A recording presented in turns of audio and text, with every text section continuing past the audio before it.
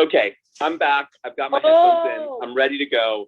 Everybody who has done this before knows what we're doing. For all of you new folks, get your remotes ready. We are going to hit the play button at the same time on the count of 3.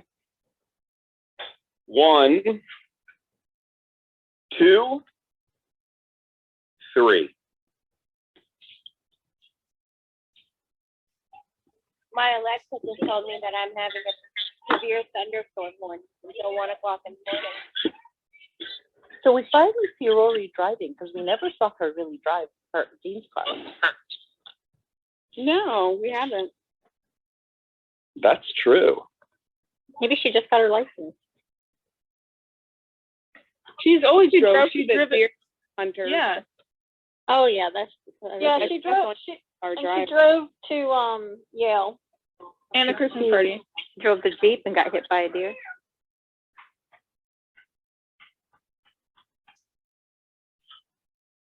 Did you guys see my Lorelei peony on the group? I did. I loved that. It only got 1 blossom this year. Oh, I did see that. Planting potatoes? Tulips. Oh, tulips. Oh. I got it.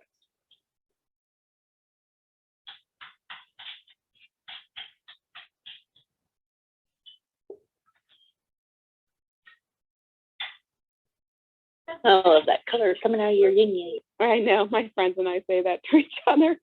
That was always one of my favorite Babette lines. Same.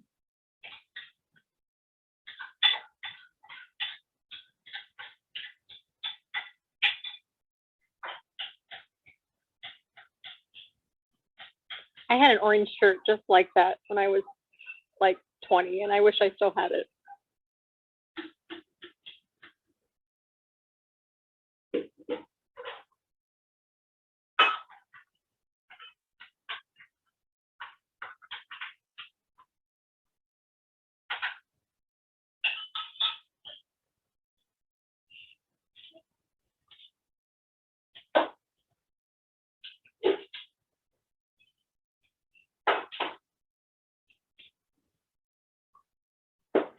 That was a cute opening.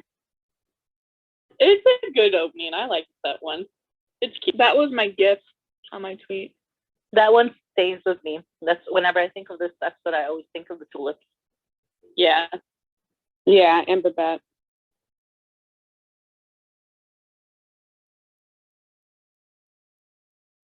Speaking of tulips, kind of with flowers, did y'all see my bouquet I made last night?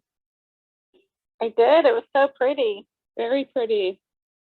Hey, by the way, I just realized the opening credits have the shot of Rory on the bed, like kind of, away from Lorelei, and Lorelei kind of on the edge of the bed talking to her.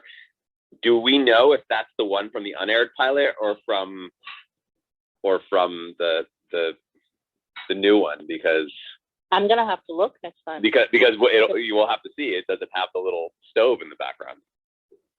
Yeah. The hood, the stove hood. I think it's from the aired pilot.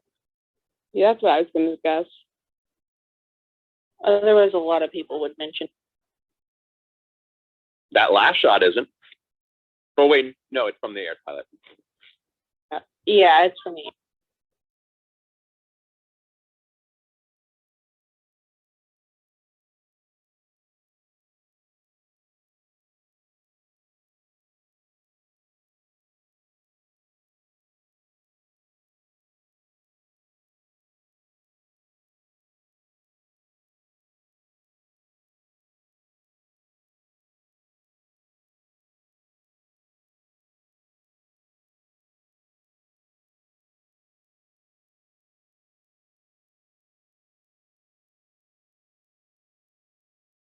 upbeat ballas. I never got to the dining hall for breakfast in college. Is this all free food? Oh, Marty, It's hold part on. of your meal plan. Yeah. Yeah, it's like a meal plan, Kirk. It's not free. They have a meal card.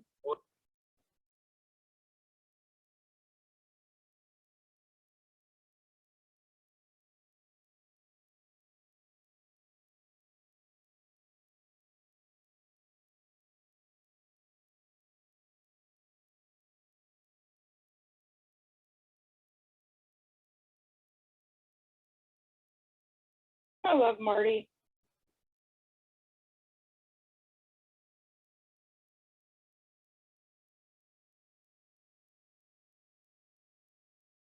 Glenn. Glenn, I know. Oh, Glenn.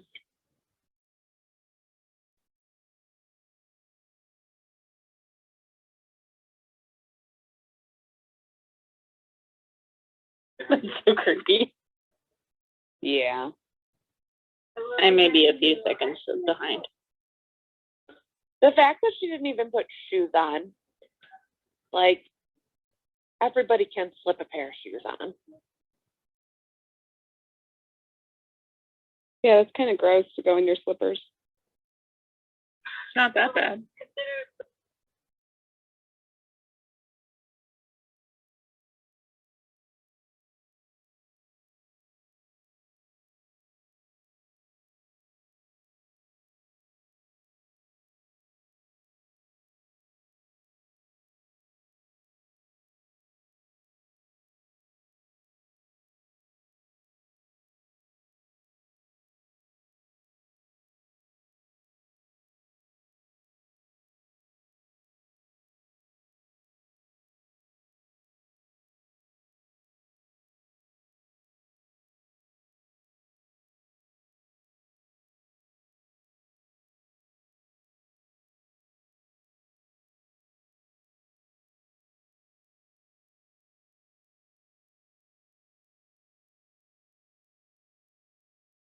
Even though that's the cap that she gave him. Look at those jeans on Michelle. I love Michelle's hair during this time period. Curly. That guy in the back keeps waving his burger around, but won't take a bite out of it. I noticed that too, Shelly. It was bothering me.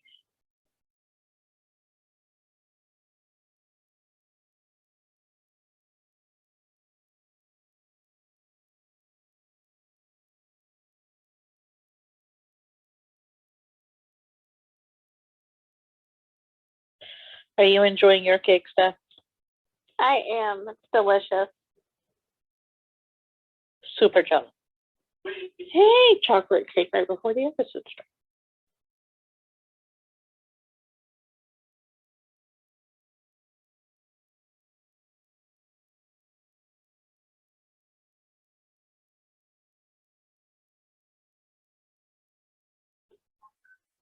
It's a tight ponytail. I was just going to say, I'm not a fan of that look on Emily right now.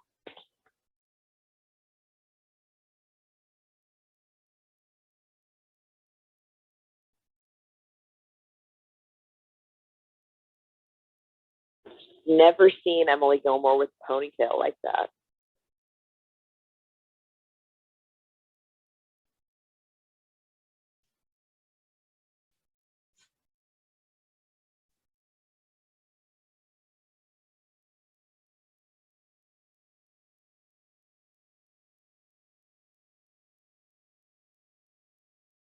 Are they talking about The Sun Also Rises?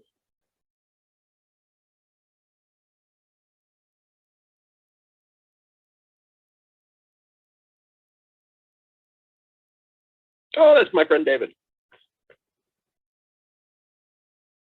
David was in H plus. He was the lead on H plus. Him. I feel like I've seen him in another show too, but I can't really think. Yeah, he was the lead of another show. I want to say about 7 or 8 years ago. He's awesome. He's a great, great, great actor. Who's the guy talking to Rory? Yeah. Cool.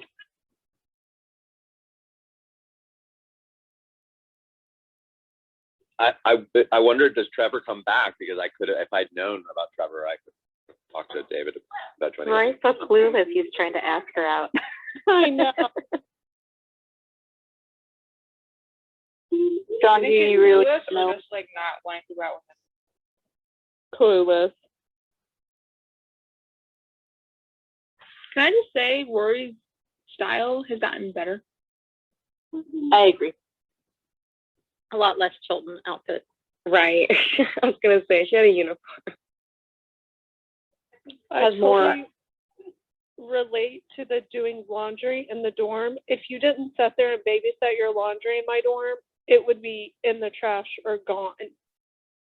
For sure. Oh yeah, I remember those days. I do not miss those days. No.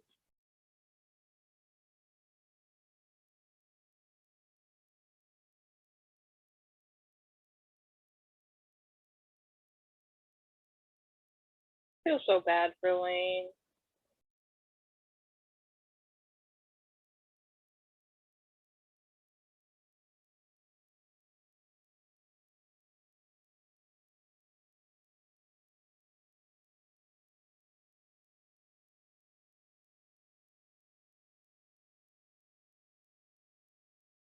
One thing I realized how much Rory went home in the beginning of the year.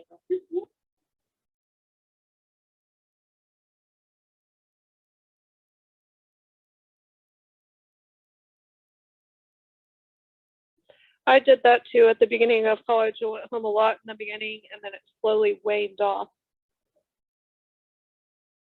I feel like that happened when I moved to Knoxville, which really, I didn't go to college, but it was kind of the same thing. Sweet means bad butt. I was called sweet a few times. Poor John. How's your butt? It's non-existent. I mean, I'm a very skinny guy.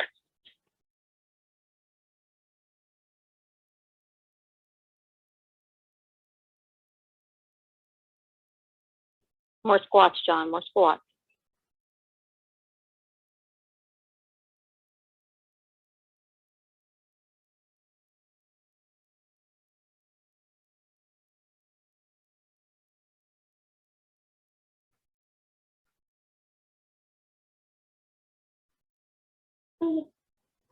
So she did know, she just chose not to pursue it.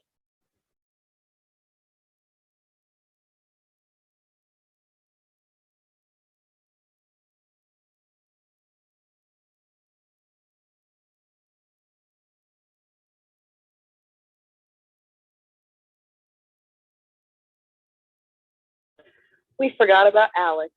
I was gonna say, is you guys mention Alex? And the guy from college. They really forgot about that character. Well, Alex is relationship number 3. Oh yeah, the date she had with the business class. Well, yeah, she said she dated once.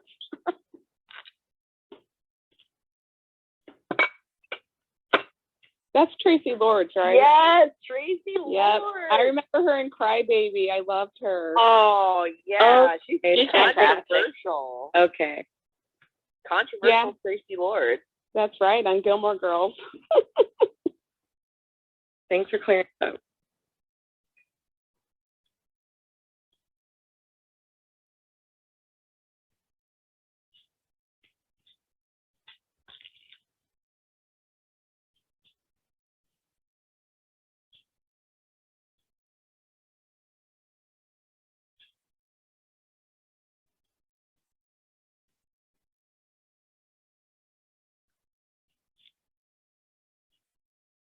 She was a teenage porn star turned John Waters movie star. Really? Mhm.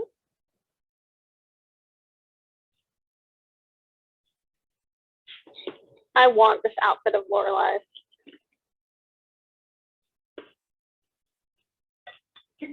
I liked her in Crybaby. Oh yeah, same. And Johnny Depp. She looks amazing right now.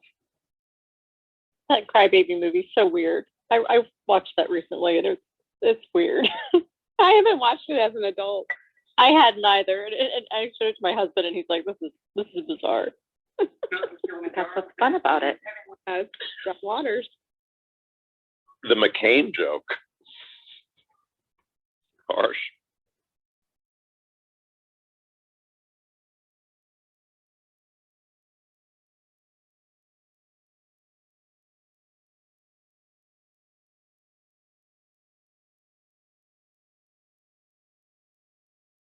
Ew.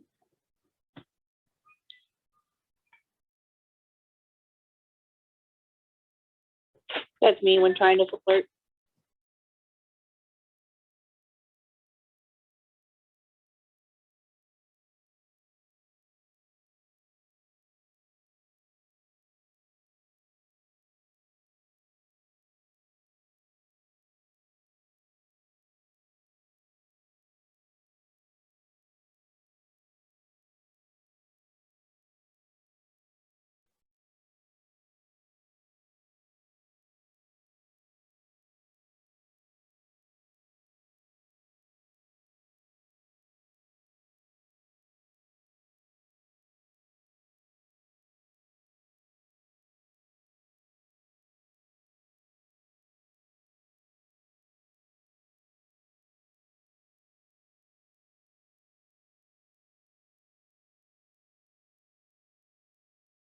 Lorelai's giving me like Harlequin vibes. in this Oh, outfit. totally. Yeah. Like when she was still like, Harley Quinn, right? yeah, like even like before, like she was actually Harley Quinn, which used to like the doctor or whatever, psychiatrist. That baby is so lucky that it was not a girl. To be named Colgate. Colgate. To be named after a toothpaste brand. I love the fall decorations in the background.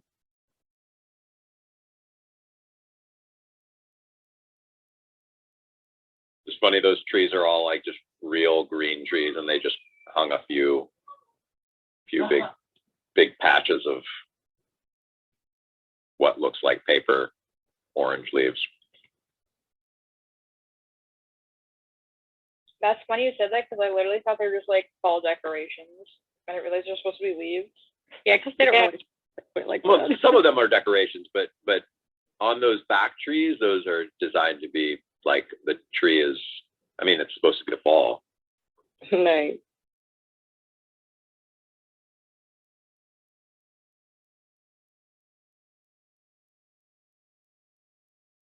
I think Lorelai's being a little unreasonable. Definitely. I agree. Very unreasonable, right, Mary? No comment.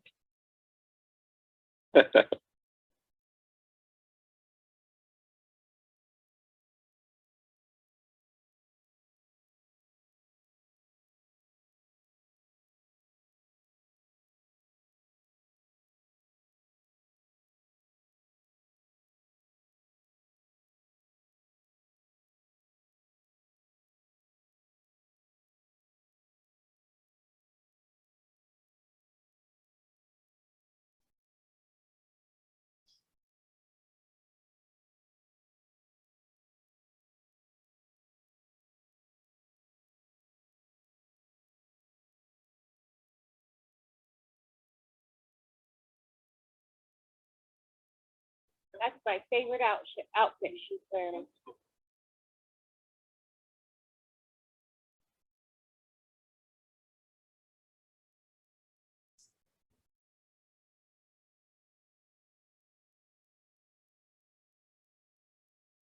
Why didn't those people call her cell phone?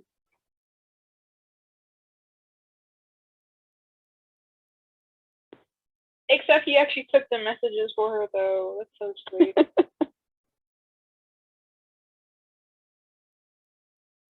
Maybe she didn't want to use her cell phone so much. Didn't you have to like pay by the, call? Then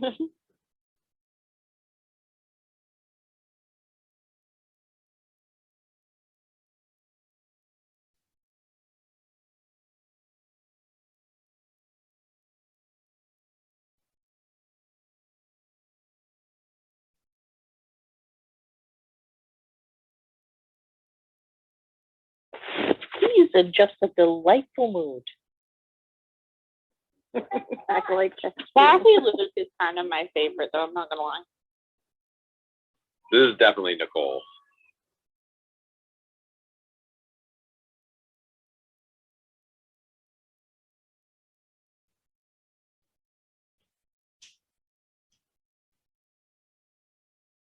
The nickname.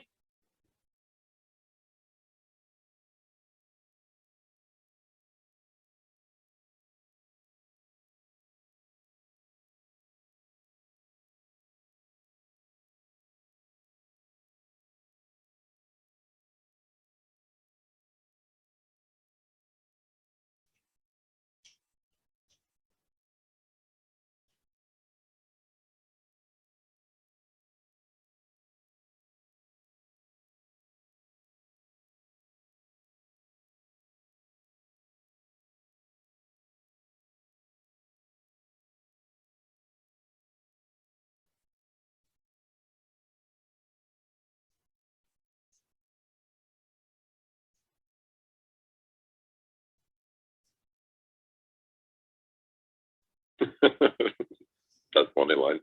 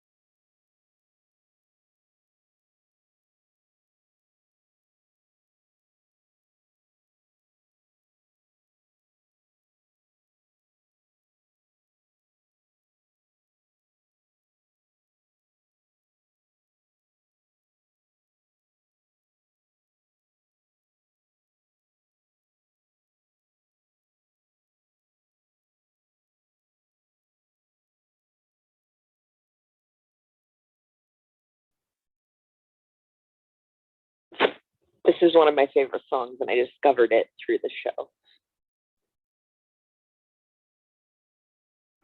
It's interesting that she used to dress up so much more for Friday night dinner, and now she's just wearing what she wore for the day.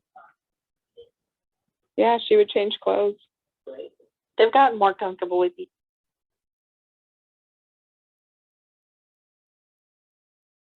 And it's not jeans.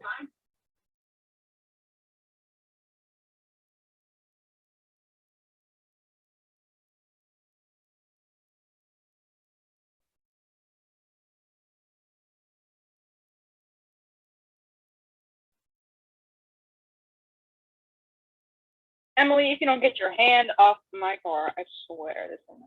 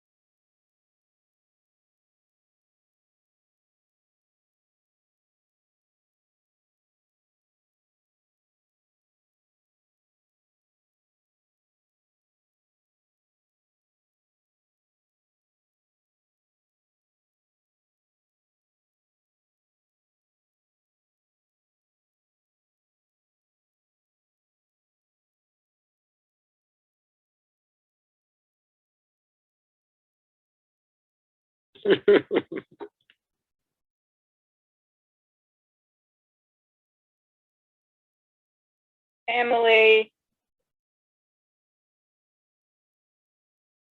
Not Amsterdam. Oh, That's history so can rude laugh. of her. Yeah, I can't defend that.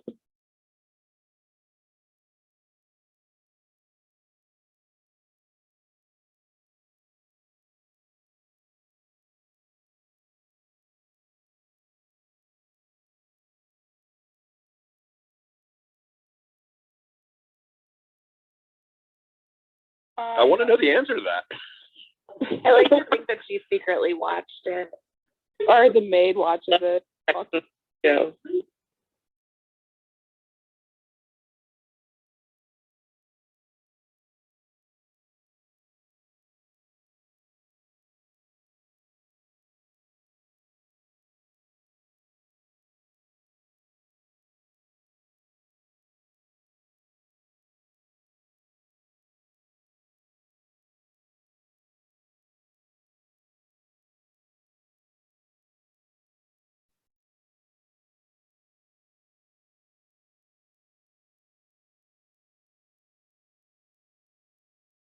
Is this Mrs. Kim's Antiques?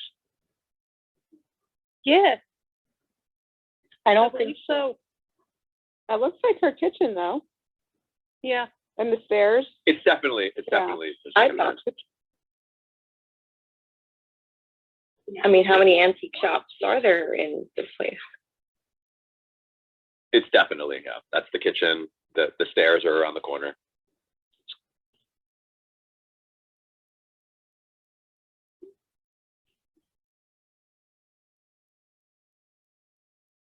She's being very paranoid. She's being super weird.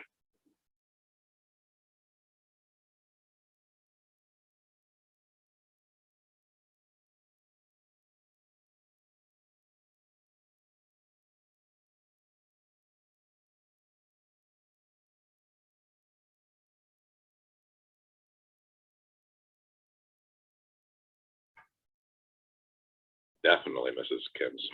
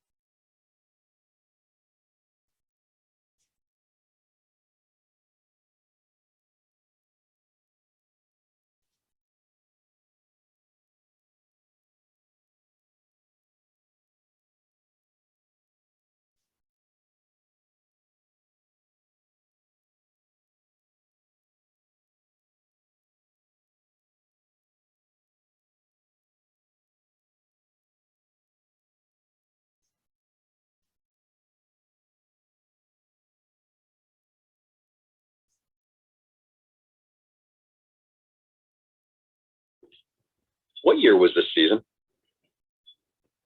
2003. 2003, I think. 2003. Are we sure? 2003. 2003, 2004. The reference 2000 earlier. Because season 1 was 2000, so.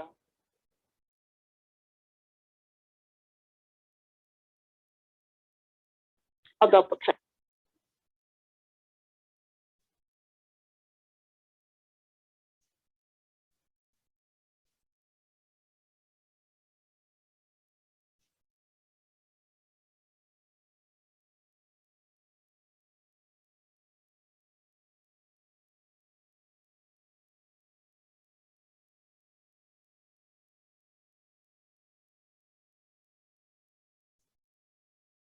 Paris has a little bit of makeup on.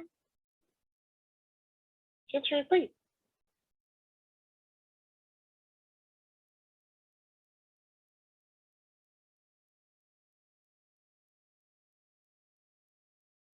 Yeah, I think Lily. I think it was Lily who said it, but yeah, 2003 to 2000. Yeah. Aw, he looks so cute.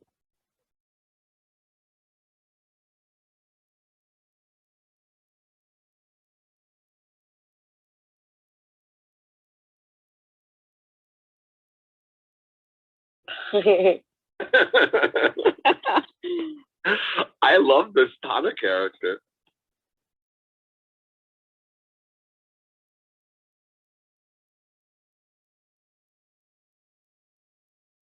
Ooh, pumpkin pie.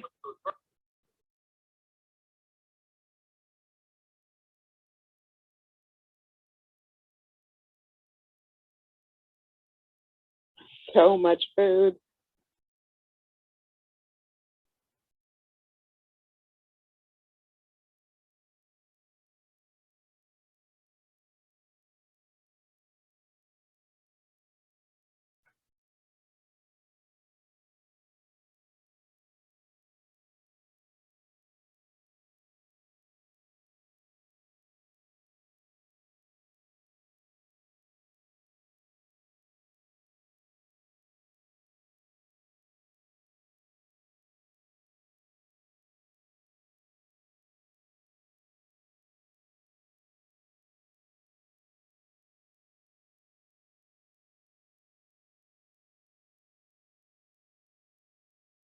This is bound to get a little romantic. This feels like a date. Fully. I mean, I'm anticipating at least a small bit of snuggling coming. Can't two people like have a movie night without people thinking it's more than what it is? Oh, real. Not Not for when one these, of them's in not love for with these the two other. characters. Not for these two Yeah. characters. No. Well, like I get that, but like I don't know. Their chemistry is so strong. Yeah, and they're sitting very close together. They're friends. It's a small couch. Since when does Lorelai have a no talking during the movie rule? Her and Rory talk over everything. Whenever it's not her and Rory, they Right. tell them to be quiet.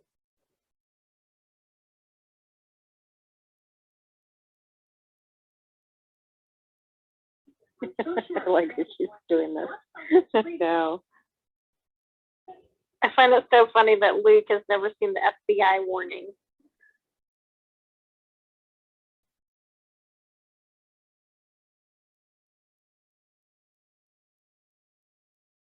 That train story is like one of the big like films, like stories of the history of film. Do they still have pagers in restaurants? Yep. Yes. Oh yeah. I had Yes, one they do. semester. Oh yeah. Olive Garden, still going strong. Never been to Olive Garden. Most texting now, that's how they get your number. Yeah, that's true. Especially with the app.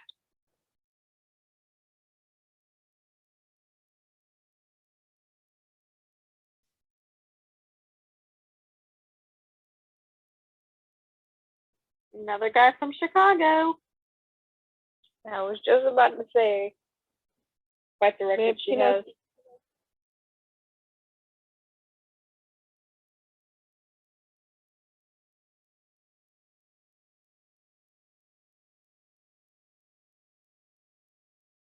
Yes, you do, Rory. Yeah. Oh, She kind of forgot. totally forgot.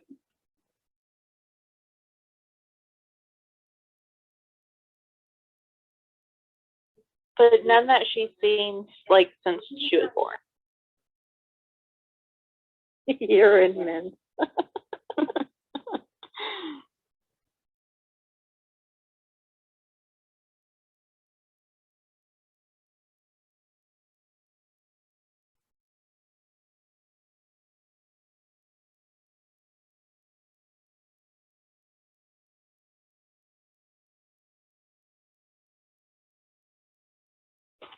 Am I like a minority on this? But like when you're going out with someone, you want to sit across from them so you can like talk to them face to face.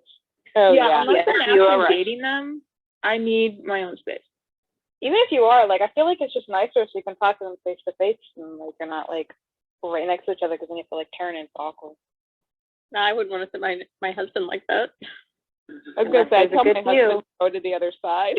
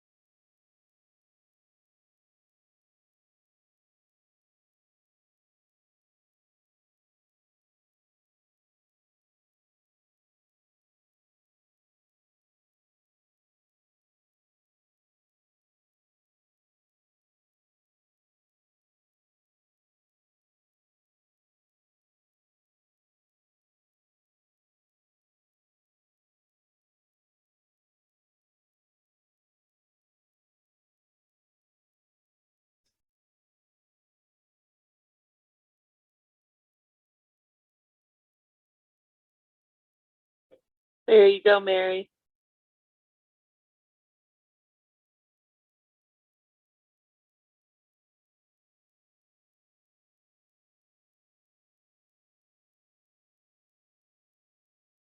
I feel like that should be there you go, John. It wasn't you.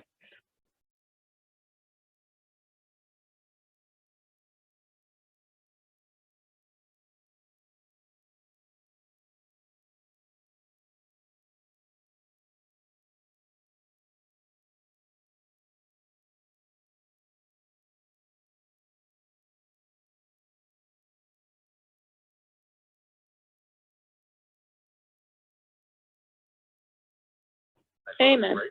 This is all this is all foreshadowing.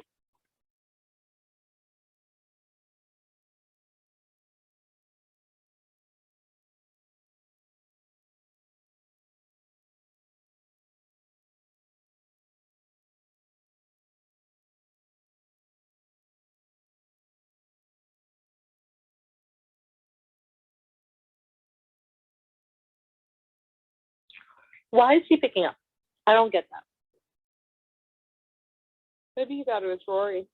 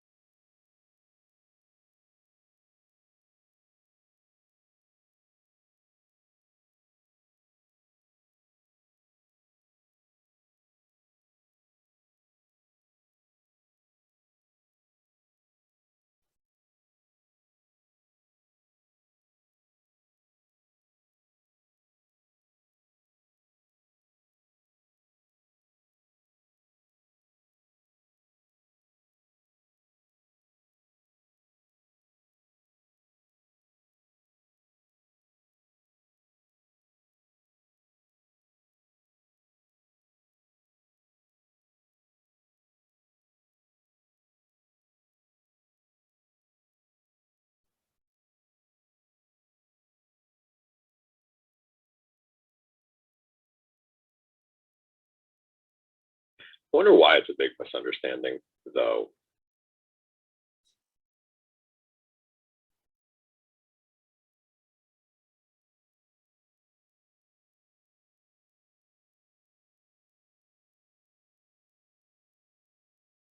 God, is she being petty?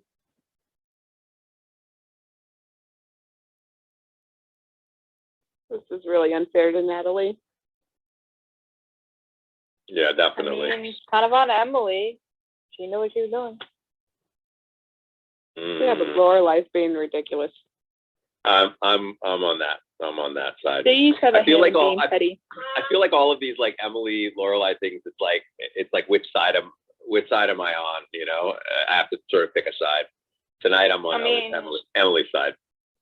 Lorelai might be acting ridiculous, but Emily knew by saying what she said that Lorelai would act that way. So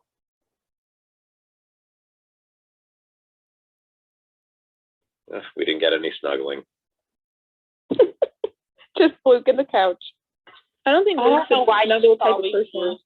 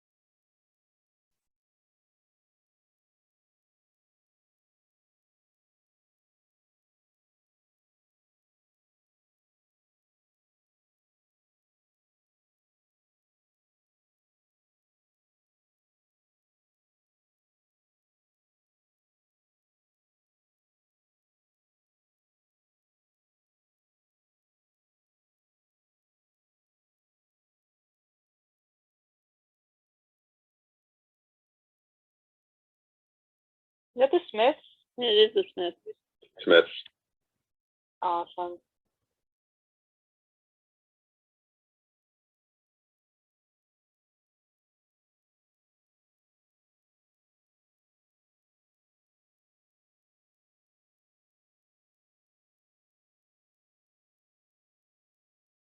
My friend saw the Smiths in England before, or in London before they were big. It's a very small bar.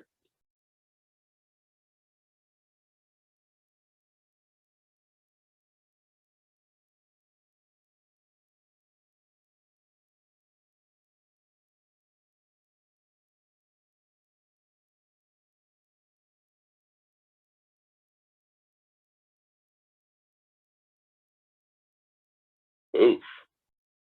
Oh,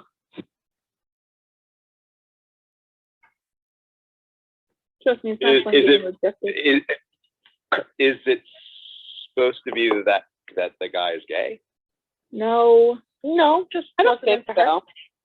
He it's just not didn't want to for me. date her. Just Rory's like, not everyone's interested in you moment. Kind of thing. Right, going through the lot of contenders like Lorelai told her. Right. I think that was supposed to be. You her never coming know, off the John. It set. could be the other thing as well, though.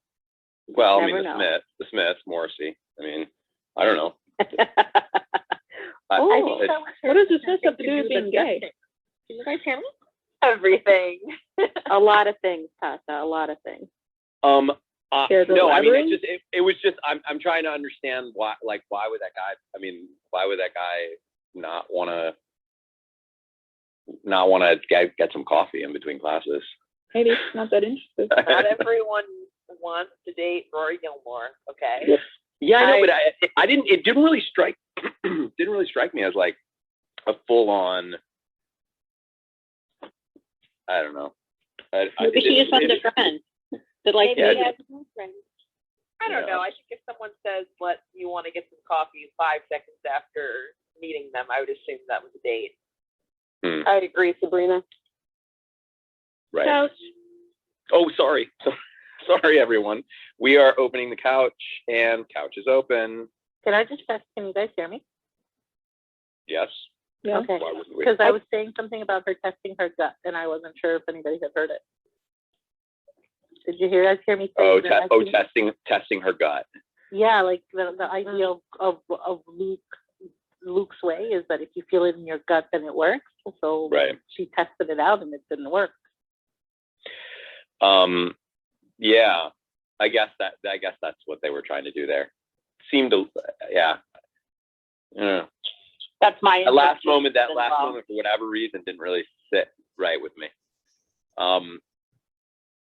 But before we get into the whole Rory dating thing, I wanted to chat about the Emily and Lorelai thing, if that's okay.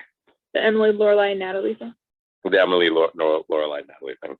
I want to hear everyone's thoughts on that. I want to hear, of course, specific people's thoughts on that, Mary. If I can start, or if you're gonna start, John, I'll go after you. But No, I have some thoughts, but I'd like to hear first before I Okay. fully. But I mean, if you all think that that's unfair, then I'll go. Like I guess I'm gonna open it up to anybody who's itching to talk about this, and if nobody's itching to, then I'll go first. I'm happy to go on right into it. Go ahead, Lily. Go ahead, Lily. Well, I mean, kind of as I said at the end of the episode, you know, yeah, Lorelai might be being like petty. Maybe I sort of just like don't mind it because like I find myself doing that when people are like trying to be manipulative. But Emily knew that if she was talking to Lorelai about, I can't remember her name, the designer, that Lorelai was gonna like overreact and end up like firing her or something of the sort. So Emily knew that this was gonna happen. She didn't have to call Lorelai and say, she's not gonna work on my house now because of you. She could have just, I don't know, hired another designer because, you can do that. Yeah, Lorelai was being sort of childish, but I wouldn't want to have someone work with me that it has tied to someone who is known sort of trying to wean their way into my life, like constantly and like manipulate things. So yeah. But it really like just that whole concept just doesn't give any credit to a professional. I mean, she's a professional, and so just by assuming that like just because you have this relationship with your mother that this person that does this for a living is going to, I just think that it's a little unfair.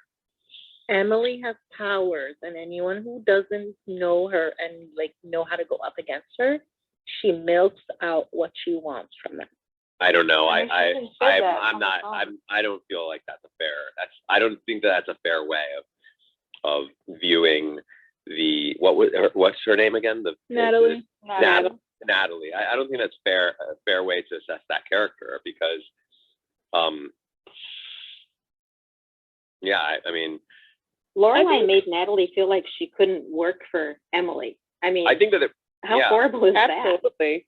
Yeah, totally. I thought that it was totally horrible that she like that Lorelai would assume that Natalie doesn't know how to keep certain, would be able to keep Emily out of the situation, that she's not professional enough, and that she would put her in that situation to like be like, it's my way.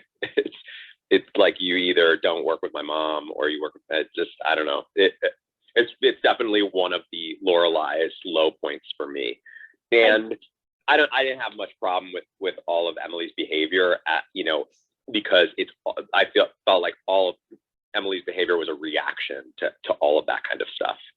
I get why Lorelai doesn't want to have like ties with Natalie if she worked with her mother. I get, because like to a point, obviously, because Lorelai has always said that she wants to keep her home life separate to her to like her work life separate to like her family and stuff like that. But at the same time, I totally actually agree with you guys, because like Natalie didn't know, well, actually she did know, but she didn't make it seem like she was trying to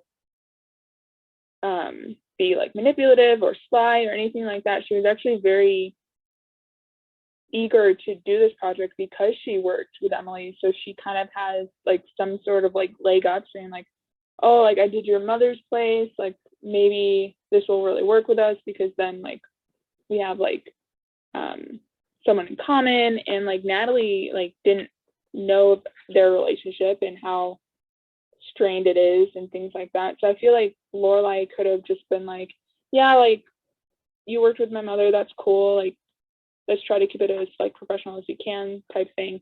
And I think Natalie was totally on board with like being professional, and then Lorelai kind of took it a wee bit too far. And so I understand where like Emily was coming from, but at the same time, like just because Lorelai said something doesn't mean you have to be like a little childish.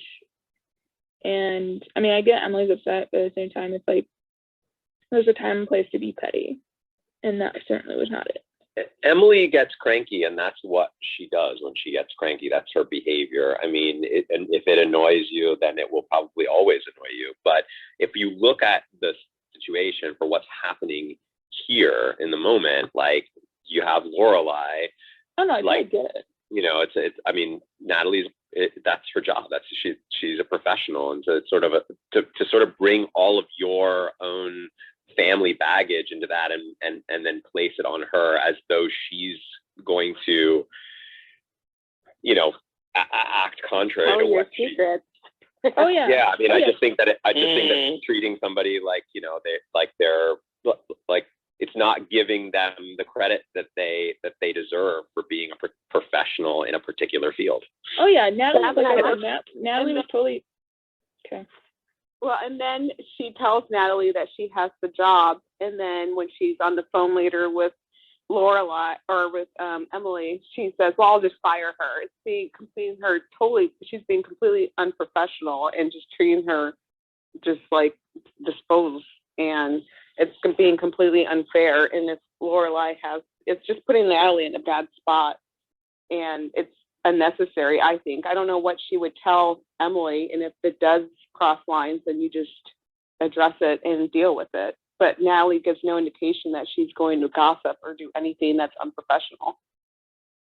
Yeah. Can I ask though, how fair is it that we say that we have to accept that this is the way Emily acts when she gets nasty, but we can't accept that Lorelai wants to compartmentalize the different parts of her life?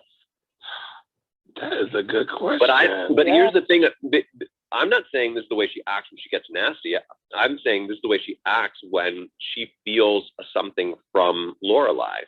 I'm the first to critique Emily when I see her actively doing something, but I didn't see any of that in this episode. Everything was Emily being cranky because of unreasonable behavior being acted towards her from Lorelai.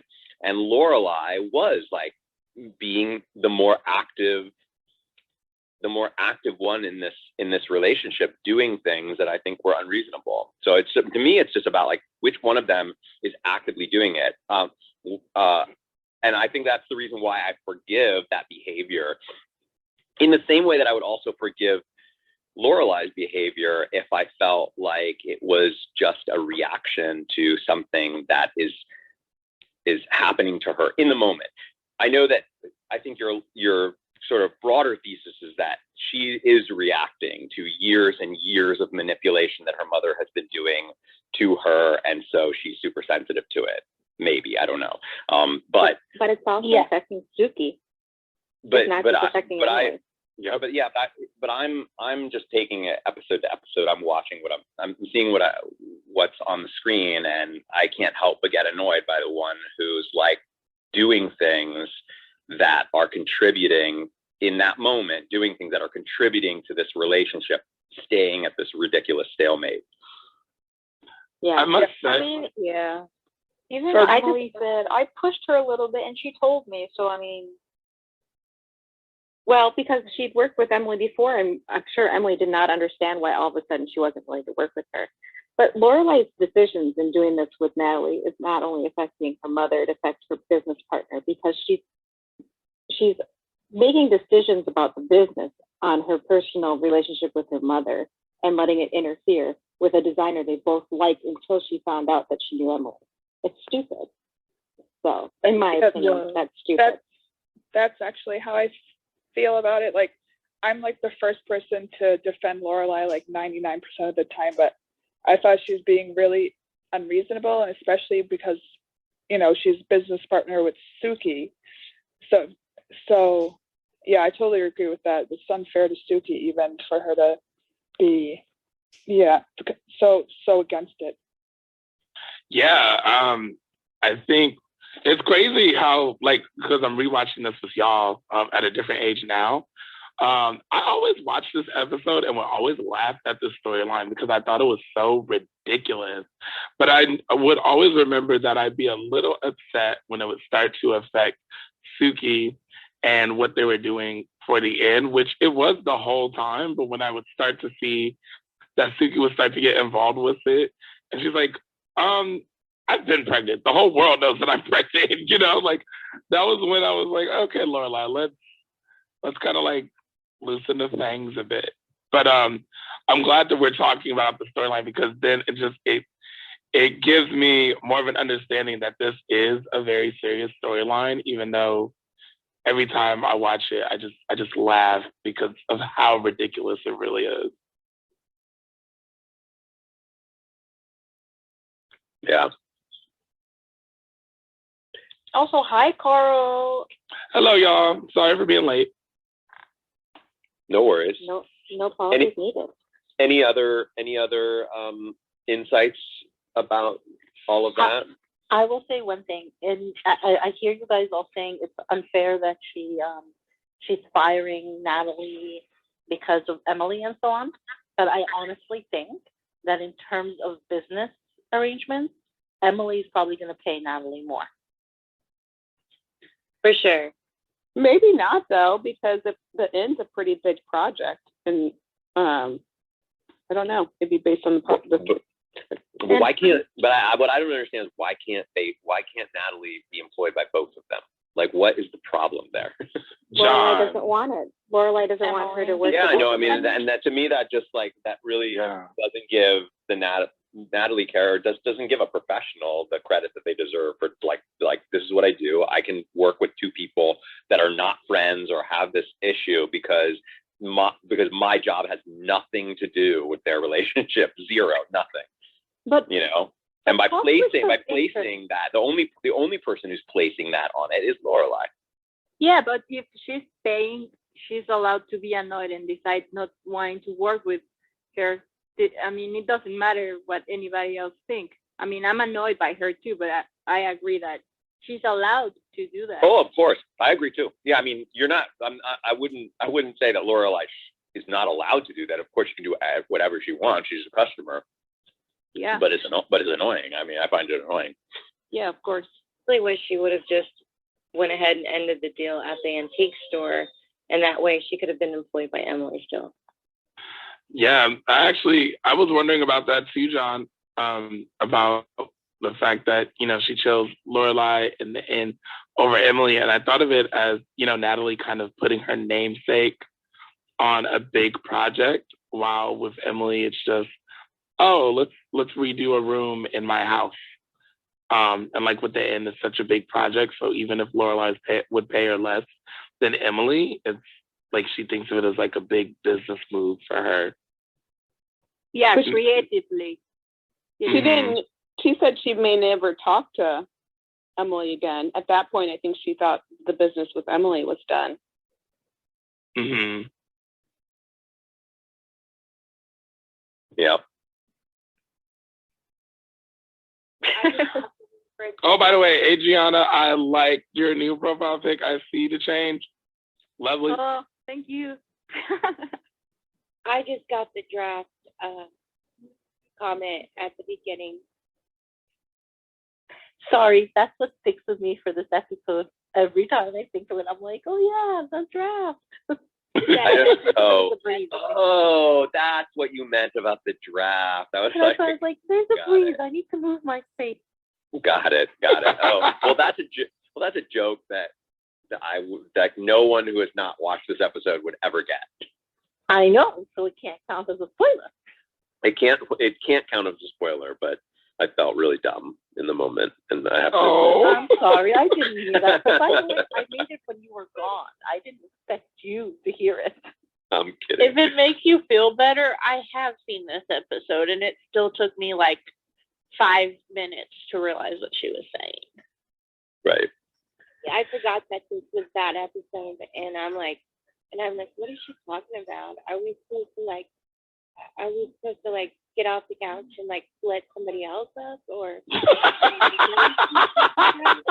Yeah, that's what I thought she was talking about. Oh my God, that's so hilarious. I hate that I missed that. Yeah, I thought we had like a guest who came in from the show or something, and we were like, I was scrolling down. Yeah, me too. So sorry, I did not mean to throw everybody into for that. I love it, Mary. I got it as soon as you said it. See, Mary offering them wisecracking jokes again. I swear to God, it's like every time we meet up. Should we move on to Rory? And also, I should add that we probably want to also talk about the draft moment, or at least the moment of them on the couch together. I think that there was some interesting stuff in that dialogue that, you know, particularly the stuff with Luke explaining about, you know, about dating and what works and all of that stuff. I thought was interesting and felt kind of foreshadowy, because obviously it was opposite of these two characters. Yeah. Casablanca time. Do you want to go there? I have never seen Casablanca, and I have no intention of ever seeing Casablanca. Why? What? What? Why? Because it's in every single movie, and I feel like it's one of those things that is like kind of shoved down your throat. And but I mean, there's a reason I've never for watched it. it either. Apparently, it's on Yeah, YouTube. it's a classic. I still haven't watched it. It's like Hitchcock. You scream it. But do you feel the same way about like Citizen Kane or any? Can I give you the list? You're gonna tell me a list of old classics that you will not watch because you hear about them too much. It's Mary. A Wonderful Life. Oh, you're gonna make me sad. You're gonna make me sad, Mary. I had I want to get a list. Okay, Granted, I here's haven't seen Forrest Gump, so. What about Gone with the Wind? I've never seen Gone with the Wind. Mary, start. Oh, I'm Mary, sure start Gone with the list Wind is over. on your list, Mary, isn't it? Gone with the Wind's on that list, isn't it? Actually, I have seen Gone with the Wind just because my sisters had it on, but I don't really remember much of it. I was very young. All right, let's hear it. What's the list? Go. So, Gone with the Wind, not Gone with the, sorry, It's a Wonderful Life. Citizen Kane is one of them. The other one that is... You're missing out. So, Casablanca and Kramer versus Kramer. There's one goodness. more. I can't remember. But there's one more that is always... The Shining? No, I Mommy, know nothing Mommy about Dearest? Clips of The Shining. I have nothing against. I don't do horror. I don't do any horror. But yeah, like those like classic, you have to have seen it, and how can you not? It just bugs you that people tell you you see something great. Oh, Willy Wonka and the Chocolate Factory. Yeah, the original one. Have you seen The Way We Were? So Mary, it just bugs you the idea that people are trying to tell you to see great films from the history of cinema. But you are missing out, Mary. That everybody must have seen these movies. That's what bugs me. Oh, I But know you that. have to. It's not that you have Yeah, to. but you don't have like, to. But there's a that reason why must they be talk movies. about them a lot. They're all great movies.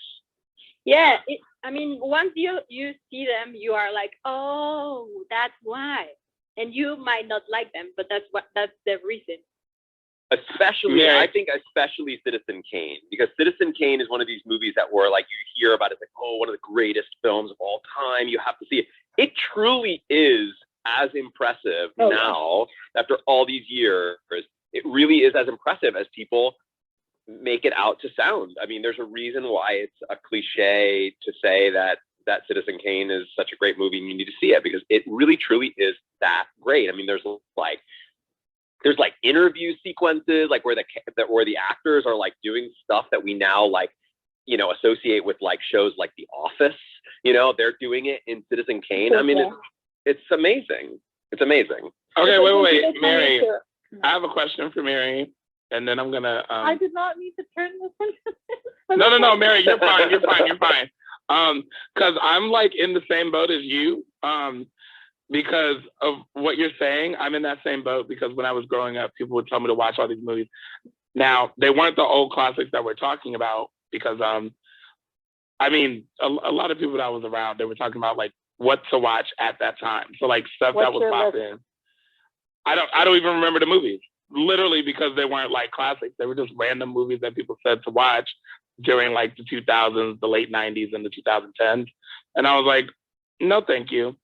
But no, like I understand that feeling and sentiment, because when I was growing up, I would give people's opinions, you know, the benefit of the doubt. And I'd be like, yeah, let me go watch this movie. And then we went, I watched the movie, and I was either offended, bored, or I fell asleep. So then after that, I was like, I'm not watching anything else that anyone recommended me. And I think I was like 12 years old when I made that decision. So the only people that I would trust with their judgment would be like my mom and my sister, because my mom would like watch some good shows. I'm like, ooh, this is good. But then again, she was like watching Xena, Warrior Princess, or like Buffy the Vampire Slayer, or like X-Files or something. I was like, okay, spicy.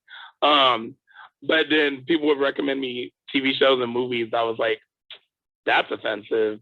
That was weird. That was not entertaining at all. But they'd be like really popular shows of that time. So by the time I heard about like Star Wars or the Beatles or like Chinatown and stuff, I did not care if people said it was good, because I was like, I've trusted strangers' judgments before, or like opinions before, and it just never like hit home. It never hit a home run. But yeah. I get where people are coming from on that, because I'm not in the same boat at all. But just with like a few movies, I've had that same thing where like I've watched it and I've been not like disappointed, but it didn't live up to the hype that everyone else did. But for me, I haven't seen fully the movie Forrest Gump, and I know I need to watch it, and I will.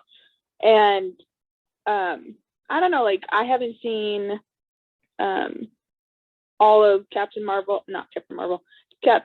Civil War. I haven't seen all of Forrest Gump, and there were some movies that I still haven't seen, not because of that, but just because I haven't seen them. And so like I get it, because you can be disappointed and you just want to not be disappointed in movies. But I don't know, with like Citizen Kane and Casablanca and those movies, it's like I've known people that haven't seen The Wizard of Oz, and now that's an issue, because Wizard of Oz is amazing. But How is the Wizard of Oz any more of an issue than any of those? Like, I feel it's the same category. Oh no, it is. Like when people have told me that they haven't seen The Wizard of Oz and that they won't, or things like that, and I'm like, what? Like, it's Wizard of Oz. Like, there's so many jokes and so many memes that have come from that movie that people still use today. I don't know. I don't get it. I'll say this. In an age, like, I think that we some of us may take for granted how much we get out of the recommendations of other humans, because we're in an age where we're constantly getting recommendations from robots. I hate it. YouTube. And so it's pretty refreshing, I think, when you get a recommendation from somebody that you respect their opinion. That's how I found my favorite TV shows. I will admit, thankfully with Gilmore Girls, they referenced a lot of movies and a lot of TV shows that I did. It took a lot of work, and I could not afford to buy the movies because they were crazy expensive, because they were classics in the 2000s. So I had to illegally watch them. I will admit that. But it really helped me with writing scripts a lot better and understanding how story is told in an American Hollywood sense. So that was really good. And plus, I was able to learn about why people spoke fast back then versus why people talk a lot slower in like movies and TV shows now. But it did make me notice that I pay attention to TV shows where people talk faster more, or movies where people talk faster more, instead of like when they talk slow and there's like a pause for dramatic effect that isn't that dramatic. I'm like, okay, I'm about to fall asleep. Hurry up. But no, like I will give it that granted. So I do really appreciate Amy Sherman-Palladino and the Gilmoreisms for showing me like a lot of stuff that I didn't even know, or that even like my family didn't even know, because we all were very young. So then like when a lot of those things came out, we didn't know much about them. So that I was very grateful about. But recommendations from strangers and robots, I don't know. I need to work on being more open to that. Recommendation from strangers, I guess, is, but I think that if you get a recommendation from somebody that you respect, that I think that there's something very special about that, and then, but especially given that like we take recommendations from AI constantly, like it's all around us. Every time we turn on Netflix, it's basically just an AI telling us what next thing we would like based on, trends and this, that, and the other. Whereas like a person who you respect, or that where there's a mutual respect, especially, right? Like that, you can't, I think that's like an AI can't really replicate that. And it's special. Yeah. If I didn't listen to my grandma's recommendation, I don't know if anyone ever has seen the movie Powder. It was like 1980 something. Oh my gosh. If I hadn't listened to my grandma, tell me we need to watch this, I would have so regretted that. And then I got her to watch Brick, which I don't know if anyone else has also seen that. Mm-hmm. Fantastic. Actually, Carly was talking about Gilmore, fast speak. Like that movie has like a lot of that like really fast speak. Brick is really good. That's yeah, I love it. Joseph Gordon-Levitt, right? Movie. Yeah, that's why I watched it, because I really love acting. I was like, I'll watch this. But yeah.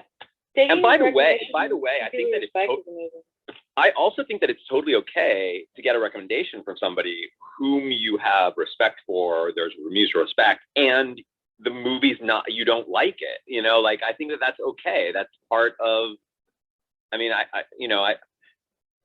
think there's also all this value put on, like, I have to only watch movies that I like. And I think that there's some value in like, watching something and being like, that's not for me, or watching some of it and just being like, I can't finish this, there's value in that, because I think that helps hone your tastes even more so, or at least equally so, to the things that you absolutely love.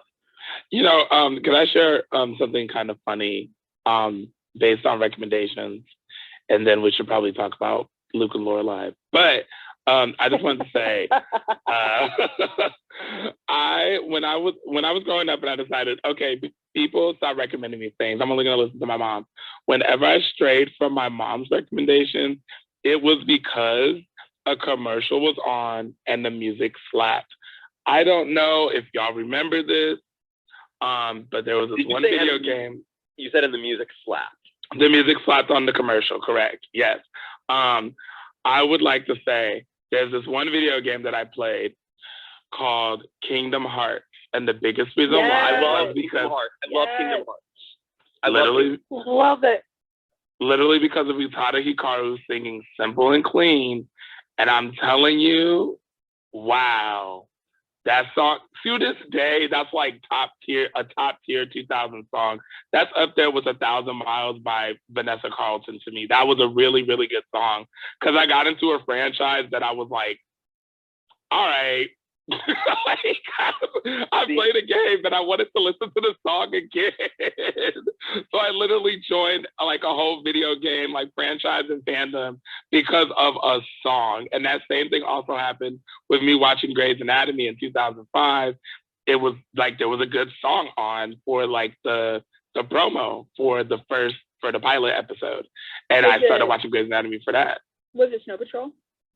It was not Snow Patrol. They didn't start playing Snow Patrol until like 2000, I think 5 or 6. Well, that's when Grey's Anatomy started, 2005. Oh, I'm sorry. I mean, for the second season, like, because all the songs that they had for the first season was like from like fall 2004 and stuff, like Sap. Oh, it was Sap, Cozy and the Rocket. And I loved Sap to this day. Yep. I love Sap. Like all their sounds are made with toys. So I found out about Sap from that. And that was when I started to stray from my mom, was because if anything had good music on it, I was like, okay, I want it. All right, so John, I'm sorry. Can we go back to the episode since you only Sure. have about 10, 15 minutes left? Definitely. Except I will just say very quickly, Carl, the other day where you were like, I feel like I understand you more knowing that you were raised by a single mother. I feel the same way now knowing that you played Kingdom Hearts. All right, so let's go back to the episode. The only thing that I really had to say about the Luke and Lorelai moment there, although I just had this feeling that there was going to be not a purposeful snuggle, and what I would call an inadvertent snuggle. I had this feeling that maybe at some point she was going to lean back and realize, oh, I'm kind of snuggling him, but it didn't happen. Anyway, I thought that little moment where he was talking about just dating and how and the difficulty of dating and kind of the rules of it and whatnot, I thought felt like to me like foreshadowing, because we all know that these characters have this chemistry. So we know that this is being set up, and we know that everything that he's talking about does not apply to them. I thought that was very interesting and cool. I just want to say that I am bouncing like Tigger, but I will see you all Monday. And John, happy Father's Day. Enjoy it. Thank you. And I will talk to you all on Monday. TTFN. Later. Right. So John, I like how you were sitting there thinking, this is gonna get romantic. I think they're gonna snuggle. And I'm just thinking in my head, no, they're not. No, they're not.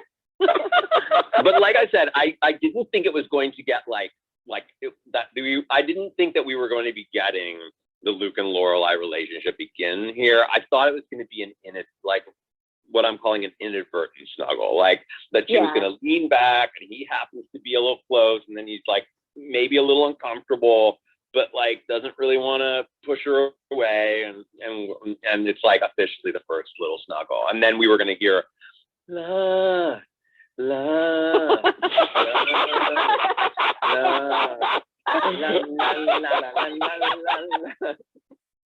It would have been totally I love it. It would have been fun to see. Personally, I want that episode. Let's get that cut out. Yeah, John, can you make the fanfic version of that episode for us? I'm gonna just do a fan fiction of just Lala, just a Lala fan fiction. I bought a sign at a garage sale today that says Lala's Street, and I had to get it because we've been talking about the Lalas like every episode. Well, I do like. We will not stop. I mean, unless the Lalas stop, we're not stopping with talking about the Lalas. They are a fun part of the show. I like how Luke contributed to Rory trying to give Rory a solution there, though, because they hang up and Lorelai's kind of like, oh, and he's like, well, tell her to do this. It just seems so kind of random for somebody who doesn't date. He knows how to maneuver around in a date, so it's kind of funny. There's a girl. People. Yeah, that's a I good will way admit, like I love how Luke interacts with the Gilmore Girls, because it really does tell me who Rory or Lorelai is going to get into a relationship with. I know that this may sound strange for people. Well, I don't know. If it sounds strange to you, John, because it's like your first rewatch, I understand. Because I didn't notice this until like the 12th rewatch that I had of the series. But like, the girls kind of be fond with men who have some semblance of Luke in them. It's I don't know. I love it. I love it so much. It shows how much of an influence Luke has in their lives. What just shows how comfortable they are with him. Oh, Dean. what semblance does Dean have? Like, does Luke have? Wait, what semblance does Dean have? Does Dean have of Luke? Of Luke. Sorry, I was like, I don't know, height. And also, like, I've noticed that he's because it sounds he's like very considerate. Like, No, not just Jess. Like, there's more. There's more, because I mean, I also said Lorelai's too. But like, he's tall, and he does help around the house. Like, remember, like, he would change the water bottle, and that's what Luke would do for Lorelai. And he's considerate, even though he'd be selfish and jealous. He is considerate with the girls and let them go on their little tangents and stuff, like what Luke does. Okay, yeah, I buy that. And they both don't like Taylor very much. Yeah, Dean is so annoyed with Taylor. Like, there you go, for sure. Taylor is like a wet rag to Dean, and Taylor is like, well, devil spawn to Luke. But, you know, that's a topic for another time. Okay, well, wait really quickly, and I think that this will segue into our last part of the conversation, at least before I have to get going. What's the resemblance to Luke in Marty? Dude, like, Come on. He's non-threatening.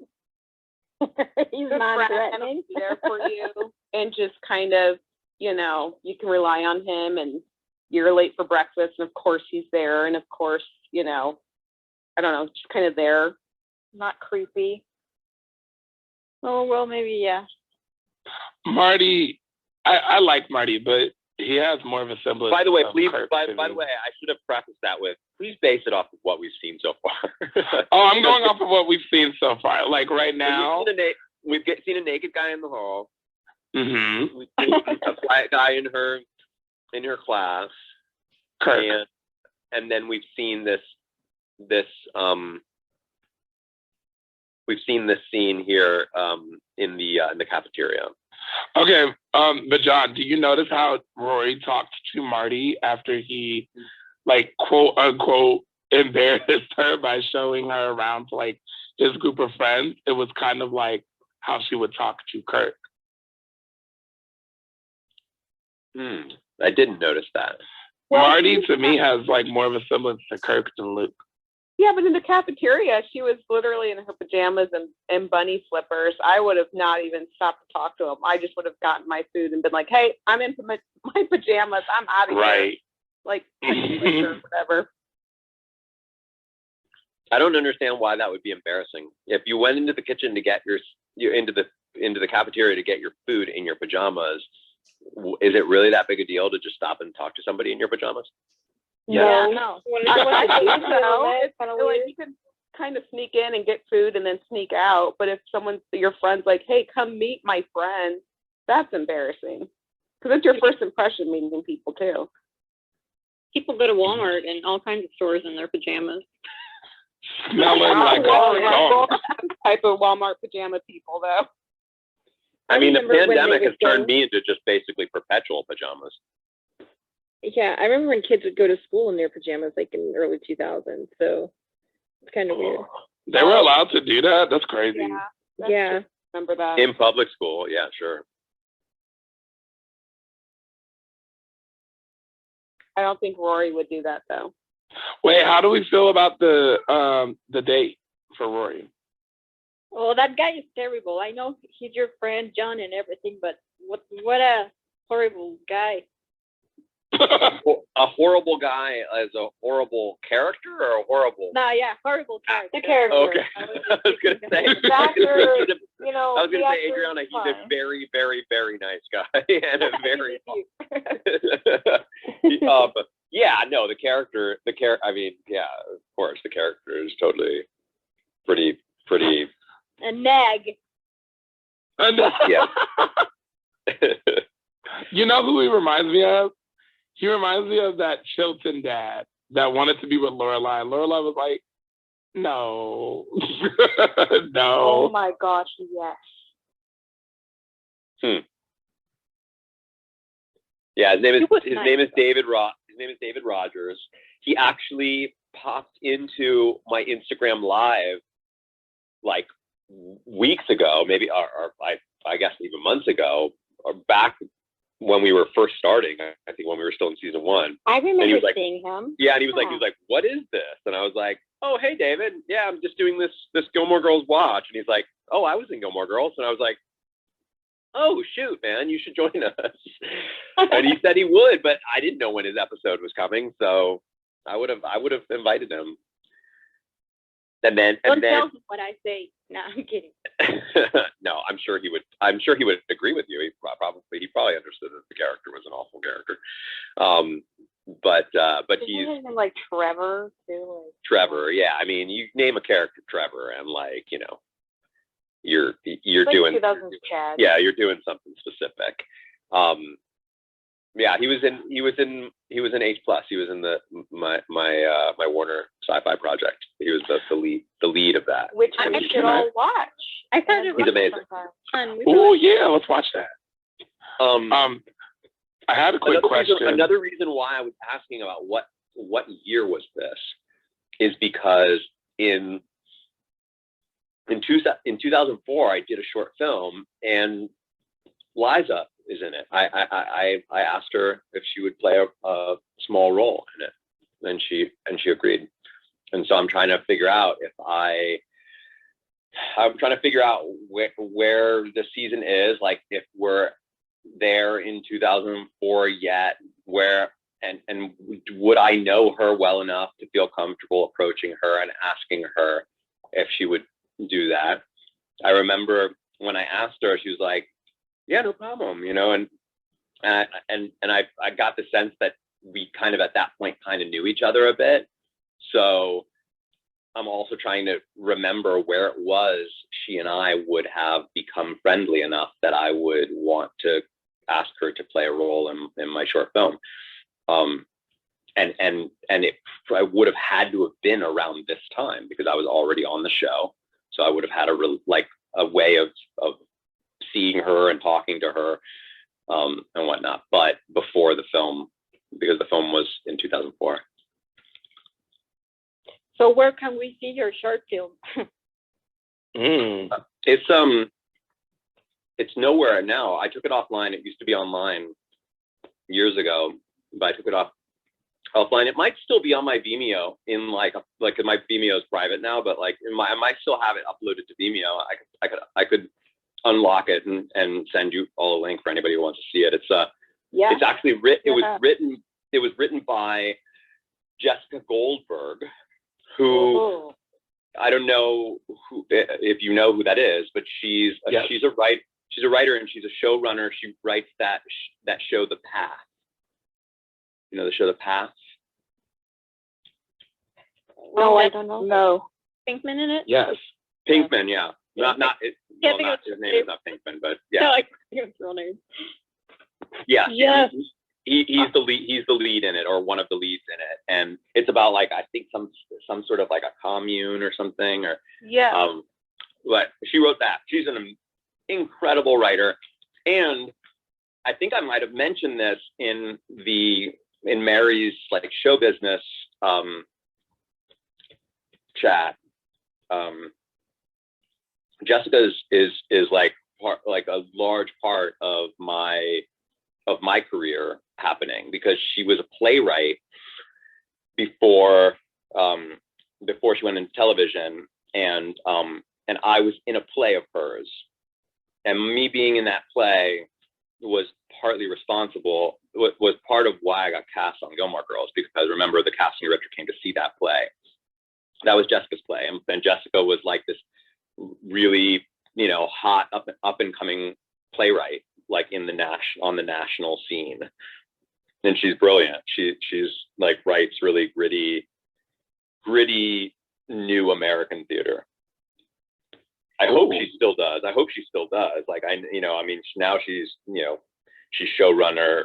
she's like head writer of a show. Maybe perhaps has other shows in the works. So that might make her bandwidth pretty narrow in terms of being able to write plays. But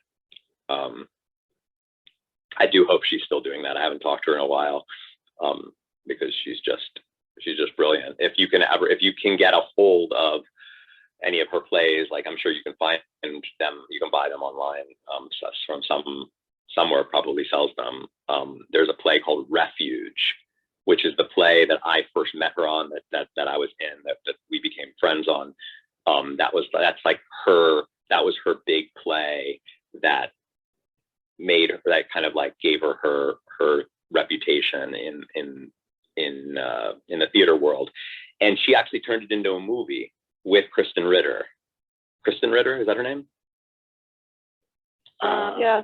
Or maybe Yes. She's on Gilmore Girls. The actress, she was in Breaking Bad. Yeah. Oh yeah, that's Jessica Jones. Jessica Jones, exactly. So she plays the lead in Refuge, and I did one of the early productions of Refuge back in the late '90s, early 2000, or it was 2000. So I'm going to be switching gears real quick, but I have a question for the group about Rory's date and Dean, because he said he's from Chicago, Illinois, the city. Does this guy feel like to you that he's more like that he's actually from Chicago, Illinois, or does Dean feel like he's more likely from Chicago, Illinois?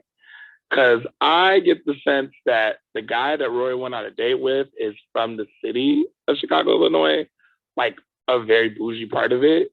And Dean is just from Illinois. He's from the burbs. Yeah, I was actually good.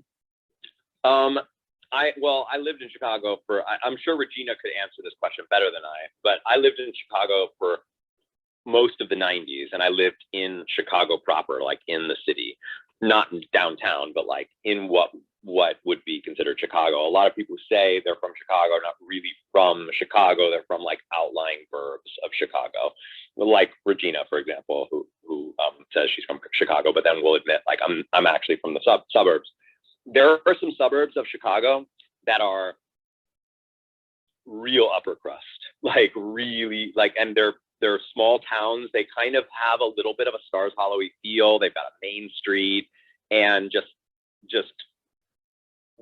like Richard Emily Gilmore style homes. And like then oh, definitely. And then there's Chicago proper, like, you know, this like Chicago area that I was in that like has lots of like blue collar families and like brownstones and like is really like super working class or low, like, you know, like lower middle class, all over the place. But then there's also spots of gentrification where like you have lots of new money coming in there. So it's sort of all over the place. I could imagine that Dean would be that he wouldn't be from like too far of a suburb, that he would be from, you know, like Chicago proper, but like more on like a little bit more on the outskirts where it's a little bit more residential, but still like firmly middle class.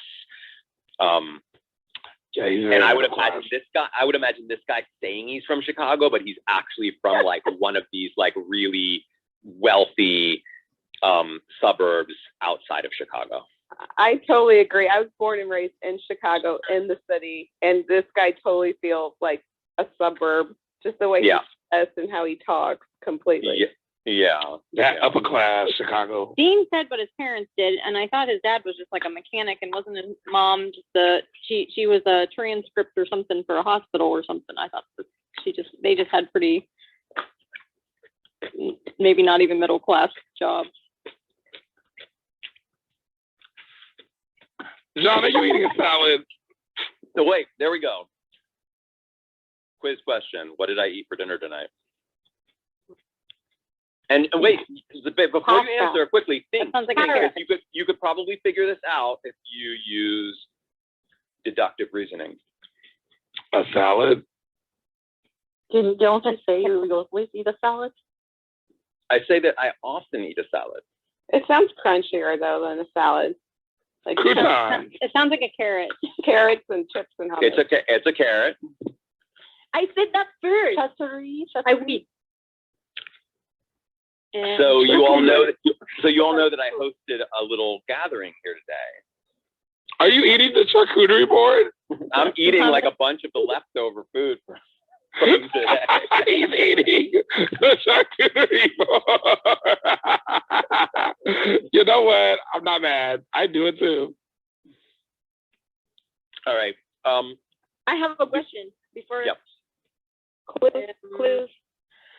I was just wondering about the remarket, because let me think how to formulate this. Yeah, so my question is about the shows that we are going to see like in the future. Is it supposed every time to be like old shows, or at some point can be like a show that we are going to see at the same time, like new episodes as they come out? Have you ever thought about that? I think that it will be all of the, I mean, in my ideal vision for this, all of the above. And I don't think that it's only just shows. I think that it could be movies. I think that it could be, I also think that like, it's the part that is the hazier part for me, but I do think that there's a version where books come into this as well. And like authors are doing book readings of their new books. And there's like an actual like audio book aspect to this. Like if you can imagine what like a social audio book would be like, I think that could be really interesting. But yeah, I mean, I would love to watch something that I know I'm not the only person in the room that doesn't know what's going on, right? Like that would be amazing. Yeah. If we could all have theories and then find out who was right and who was wrong. Right now, I'm pretending that you all don't know what's going on, but obviously I know you do. So yeah, I mean, I think so. I'm gonna be adding relatively soon. My list, my development list is getting longer and longer every day, and I haven't really been working on the app because I've been focused on the whole kind of like this whole like getting folks to join us for the next few weeks. But I have this polling feature, which some of you who are in the app can see that we've got some requested features from community members, and this polling, this idea of like of us sort of submitting suggestions for shows and just see what the community really likes. Because I think ideally it would be nice if whatever the next thing we watch is something that a large share of our current community is behind, rather than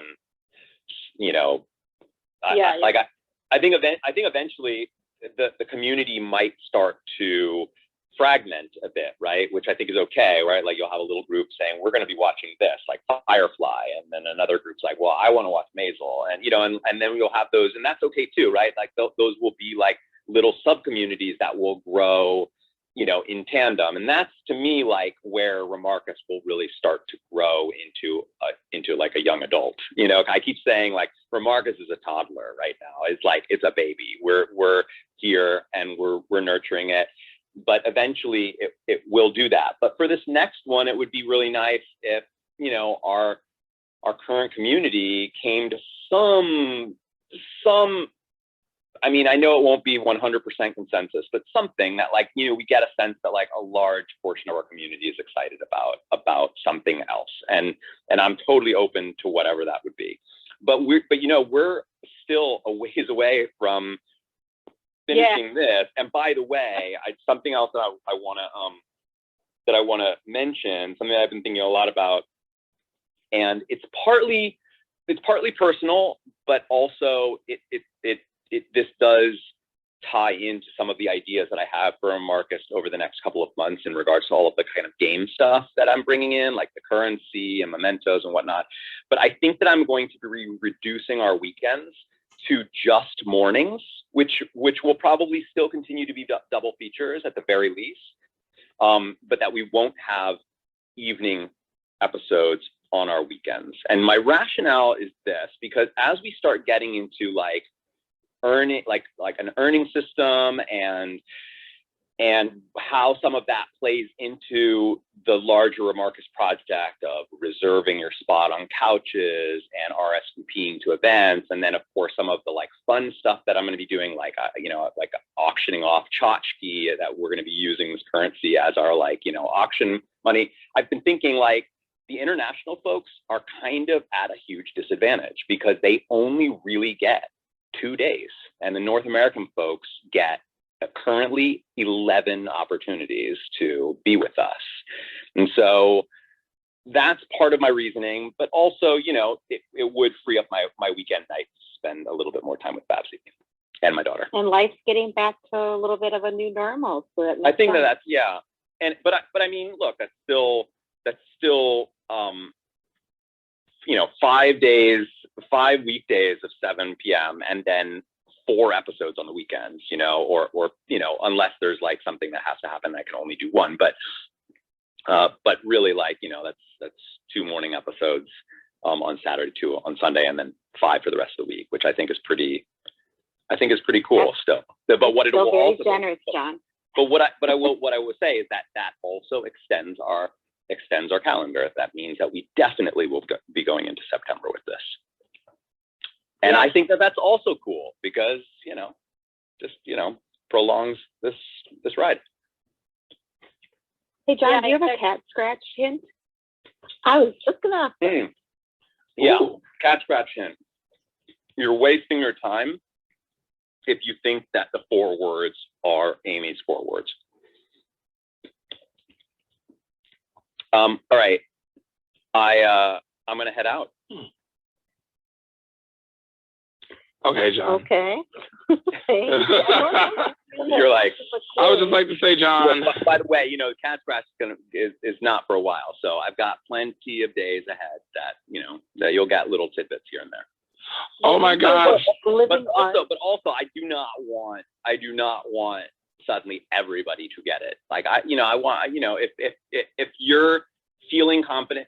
I also think that some folks will be like, I'm not completely sure that this is it, but I'm gonna just have this as a safety in the event that when he tells us like what we have to do for the password, I may have it already,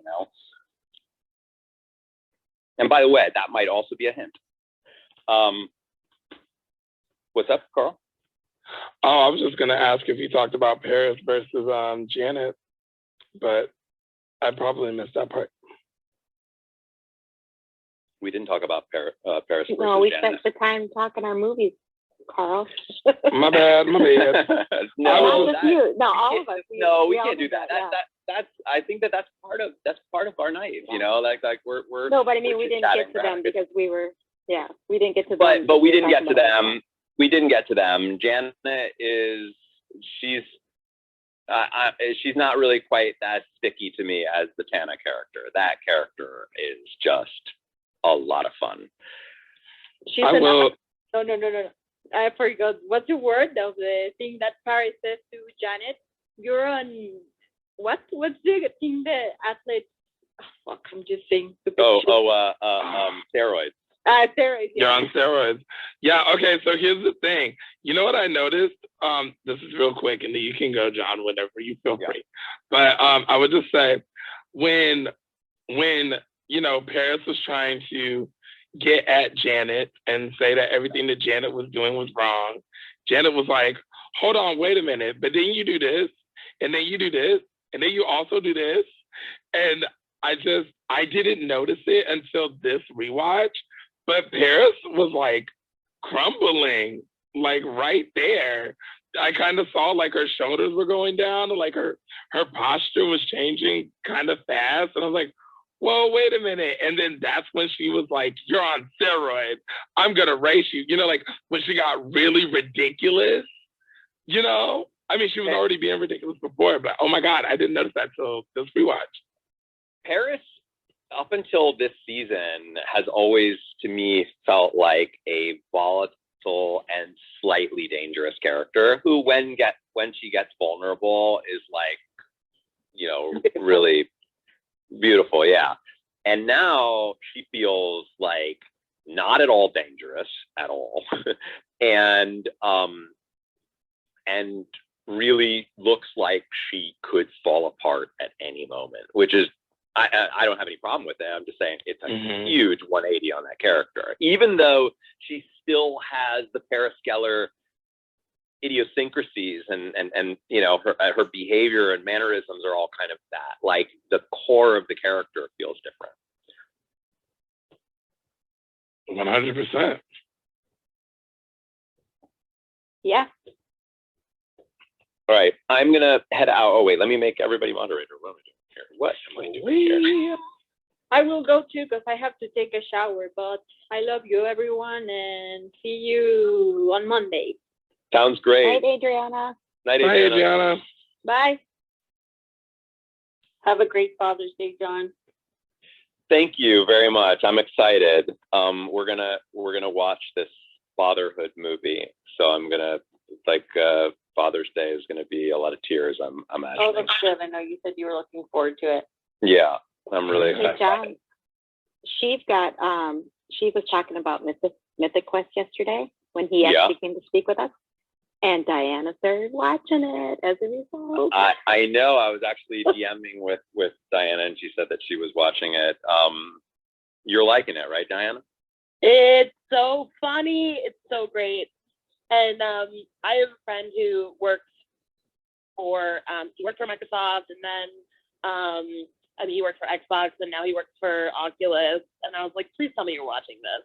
He's like, I'm saving it. I haven't watched it yet, but I know. So I don't understand gaming at all, like not at all. And I thought that was one of the best things I've watched. So yeah, and it's got like all that's a good endorsement for everybody. It's got all those heavy hitters. I'm sorry. Yeah, I'm not a gamer Yeah, either. it's We've only Star watched the first episode, but it was really good. Yeah. But you don't have to be a gamer to watch it. Yeah, you don't. I actually think that Not if at you're all. a gamer, you laugh at yourself, and if you're not a gamer, you laugh at them. You laugh at gamers and like I totally why get that. you are. Yeah. Oh snap! What is the show? It's called Mythic Quest, Quest. Apple Plus. Oh, that one. Yeah, definitely hilarious.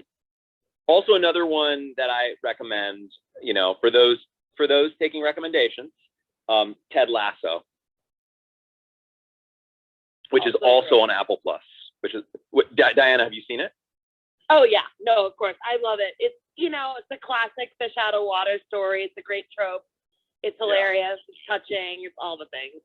Yeah, it's good. Apple Plus, like, kind of doing some impressive stuff lately. All right, everyone. Thanks for joining me again. I'll see you on Monday. Thank you. Happy Father's Day. Thank you. Bye, everyone. Good night. Night. Good night. Bye, John.